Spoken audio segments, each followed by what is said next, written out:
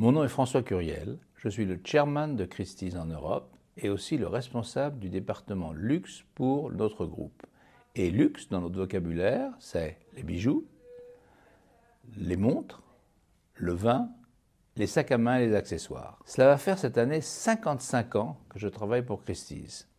J'ai commencé par un stage d'été en 1969 et alors que j'étudiais le droit à Paris, mon père avait décidé de m'envoyer en Angleterre pour que je pratique mon anglais et que je le parle mieux que je l'avais appris au lycée Carnot où j'ai fait mes études. J'ai donc passé un stage de 2 mois et demi à Londres et à la fin du mois d'août, alors que je devais rentrer à Paris pour faire mes études, pour continuer mes études, voilà que quelqu'un part dans le département. Et le chef du département, qui était un formidable expert en bijoux, mais qui n'avait pas trop s'occupé de la gestion du département, s'est dit « Oh là là, maintenant ça c'est vraiment embêtant, il va falloir que je cherche quelqu'un pour remplacer ce jeune homme qui est parti.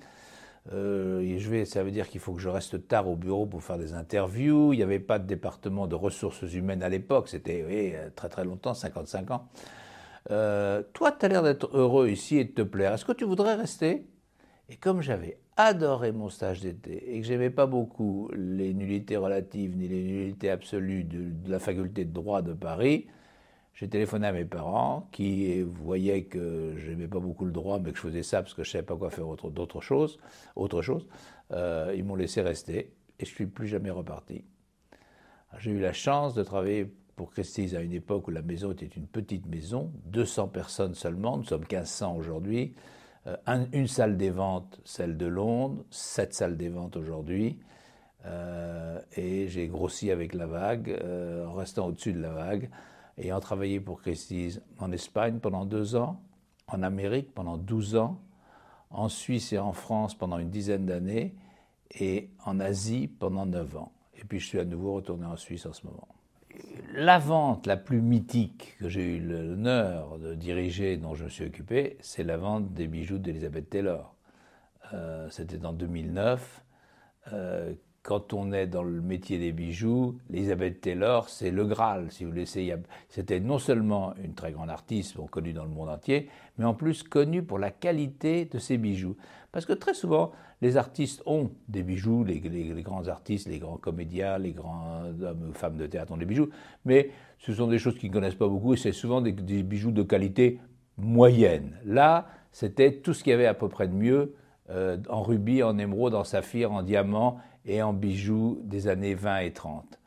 Donc, si vous voulez, de pouvoir organiser la vente. D'abord, de pouvoir faire l'inventaire des bijoux, parce que chaque année, quand j'habitais aux États-Unis, j'allais chez Madame Taylor et nous faisions l'inventaire des bijoux pour rajouter ceux qu'elle avait achetés pendant l'année et retirer ceux qu'elle avait donnés ou vendus.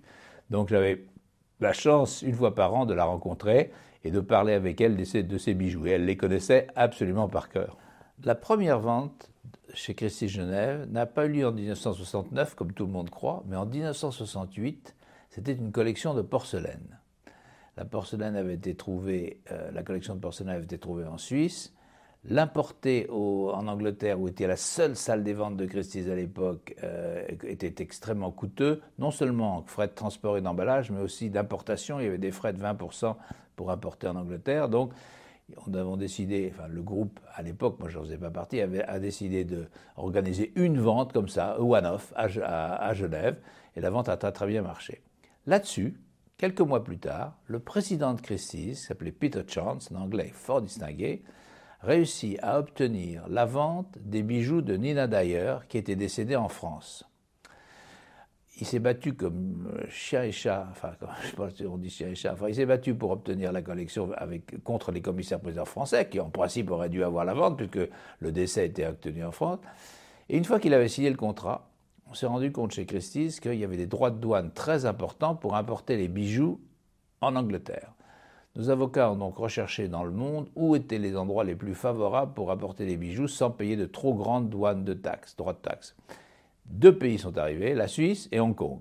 On est en 1969, Hong Kong c'est pas loin, c'est très très loin, il fallait probablement changer 3 fois d'avion et mettre 2 jours pour arriver là-bas. Donc la Suisse, que les Anglais aiment beaucoup, a été choisie. Là-dessus, discussion Genève ou Zurich. Zurich disait la moitié du board, c'est là que sont toutes les grandes banques et toutes les grandes fortunes. Oui, mais Genève est peut-être un peu plus distrayant. Il y a des Français, il y a des Italiens, un peu moins strict que la ville de Zurich. Donc finalement, Genève a été choisie. Et le 1er mai 1969, la première grande vente de bijoux a eu lieu à Genève, à l'hôtel Richemont. Ce qu'on n'avait pas prévu, c'est que dès l'annonce de la vente, des collectionneurs de bijoux sont venus nous dire, dès le mois de mars, au mois d'avril, la vente étant au mois de mai, oh, mais puisque vous avez une vente de bijoux, est-ce que vous pouvez mettre ces bijoux dans la vente? Bon, on avait la vente d'Ina Dyer, le catalogue était complet déjà. On a dit, écoutez, on ne sait pas très bien à quoi en faire, mais peut-être on va faire une deuxième vente, puis si la première marche bien, on va juste voir comment ça va marcher. On va faire une deuxième vente, et à ce moment-là, on pourra mettre vos bijoux dans la deuxième vente. Laissez-les nous si vous le désirez, sinon on vous appellera après la vente du 1er mai pour voir comment ça a marché. La vente a marché du tonnerre de Dieu, 100% vendu, un monde fou à l'exposition, et donc a eu lieu une deuxième vente en novembre de la même année. Et ça ne s'est jamais arrêté. Le rythme, 2 fois par an, en mai et en novembre, 2 grandes ventes de bijoux et de montres ont lieu chez Christie's à Genève.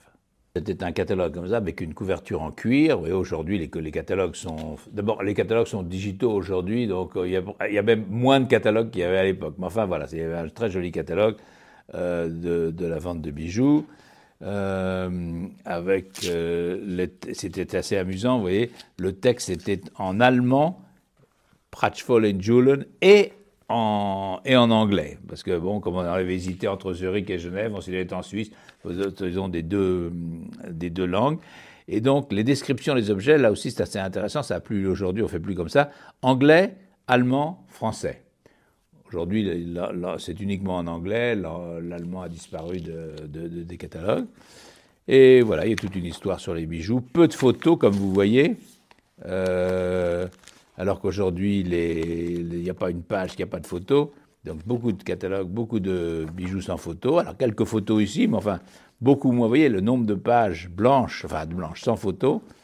Et puis on arrive à un moment, à la fameuse émeraude de 37 carats. La voici, 37 carats, la fameuse émeraude du prince Aga Khan, qui s'était vendue 700 000 francs suisses à l'époque et qui aujourd'hui est estimée pour 6 millions de dollars.